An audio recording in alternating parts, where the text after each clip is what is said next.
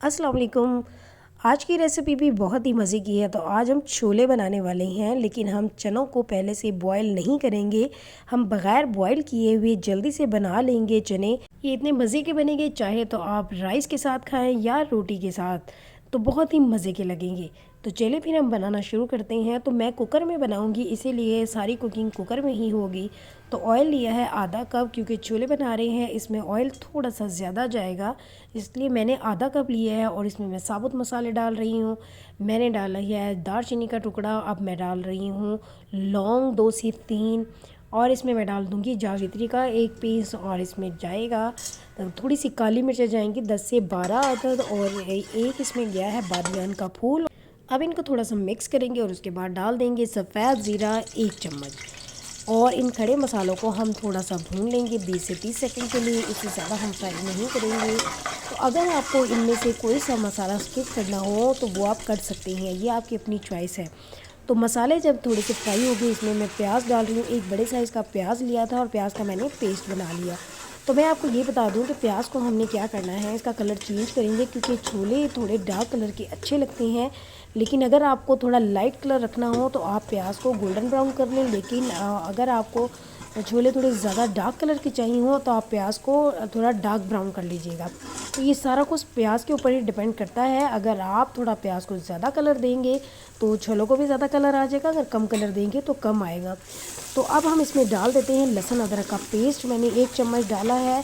जैसे ही प्याज का कलर जो है वो थोड़ा ब्राउन हुआ, इसमें मैंने लहसुन अदरक का पेस्ट डाल दिया, क्योंकि वो भी थोड़ा सा लाइट गोल्डन करना था।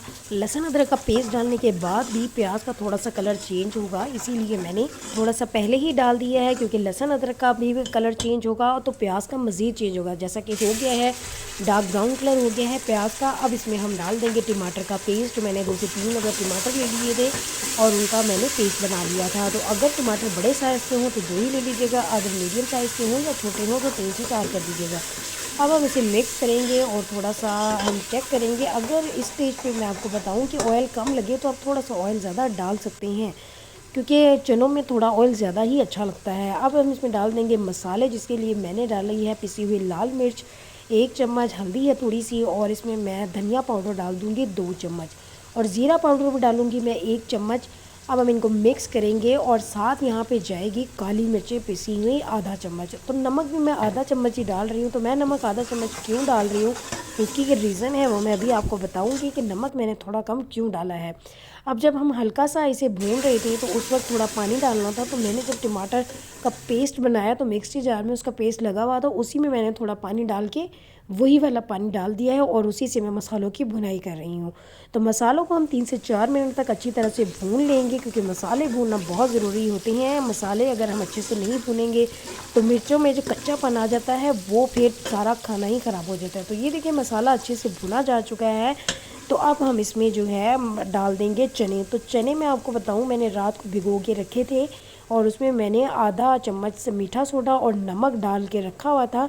तो ये देखिए ये बॉयल नहीं है, सिर्फ भीगे हुए हैं, रात भर के ये भीगे हुए हैं, और ये अभी तक कच्चे ही हैं, ये बॉयल नहीं हैं। तो अब मैं ये पानी गिरा दूँगी और मज़ीद 1-2 बार नया पानी डाल के वॉश कर लेंगे। उसके बाद फिर हम चने डाल देंगे। अब चनों को हम मसाले के साथ अच्छी तरह भून लेंगे 3 से 4 मिनट तक। फ्लेम मैंने यहाँ मीडियम टू हाई कर दिया है।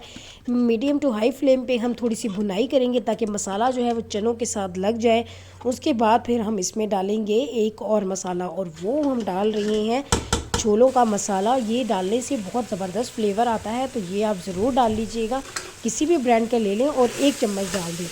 तो मैंने नमक, एक तो ये रीज़न थी कि मैंने छोलों का मसाला डालना था, इसमें भी नमक होता है, और दूसरा जब मैंने रात को भिगोए थे उस वक्त भी नमक डाला था, तो उसका भी फ्लेवर बीच में आया था चनों के। इसीलिए जब कुकिंग के वक्त नमक थोड़ा कम डालते हैं, जब तक कि चने थोड़े से पक ना जाएं तब चेक करते हैं। अगर उस वक्त नमक कम लगे तो मज़ीद हम डाल सकते हैं। तो अभी तक मैंने टेस्ट नहीं किया, क्योंकि अभी मैंने सिर्फ शुरू में डाला है और छोलों का मसाला डाल दिया है, और 2 गिलास पानी डाल के मिक्स किया है। और इसमें मैंने डाल दिया है बेकिंग सोडा आधा चम्मच, क्योंकि चनों को हमने गलाना है। जो रात को हमने बेकिंग सोडा डाला था, जब हमने वॉश की है तो वो सारा निकल गया होगा, इसीलिए अब दोबारा से चनों को गलाने के लिए मैंने पानी के साथ بعد بیکنگ سوڈا آدھا چمچ ڈال دیا اور کوکر میں نے بند کرنے لگی ہوں. تو شروع میں فلیم ہائی ہوگا تو جیسے ہی وسل جو ہے وہ بجنے لگے گی تو ہم ٹائم نوٹ کر لیں گے اور 20 منٹ تک ہم نے چنوں کو گلانا ہے. تو 20 منٹ کے بعد کوکر کھولا ہے تو چنے مجھے لگ رہا ہے کہ اچھے سے گل چکے ہیں. تو یہ دیکھیے چنے لگ رہا ہے کہ اچھی طرح گل گئے ہیں. تو پانی بھی بالکل ٹھیک ہے, میں نے بالکل صحیح کوانٹٹی میں پانی رہ گیا, مجھے اتنی ہی کوانٹٹی میں چاہیے تھا. اب بالکل اینڈ میں میں نے آدھا چمچ گرم مسالہ ڈال دیا ہے اور 1 چمچ میں اس میں ڈال رہی ہوں کسوری میتھی. کسوری میتھی ڈالنے سے بہت اچھی خوشبو آتی ہے.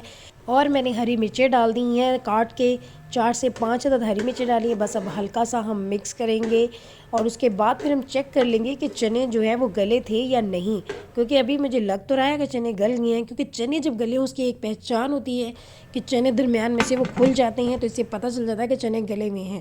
لیکن ابھی میں نے گرم مسالہ ڈالا ہے, کسوری میتھی ڈالی ہے, تو اس لیے 2 منٹ کے لیے میں نے دم پہ رکھ دیا تھا. تو 2 منٹ کے بعد یہ دیکھیں کتنی زبردست لک آ گئی ہے.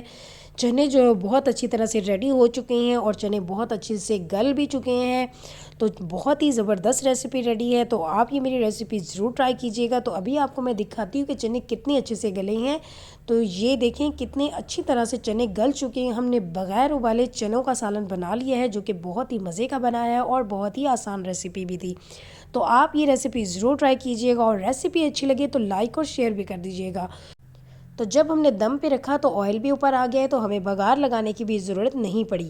لیکن اگر آپ کو لگے تو آپ بگار لگا سکتے ہیں. تو اس کے ساتھ ہی ہم پھر ملیں گے ایک اور ریسیپی میں. اللہ حافظ.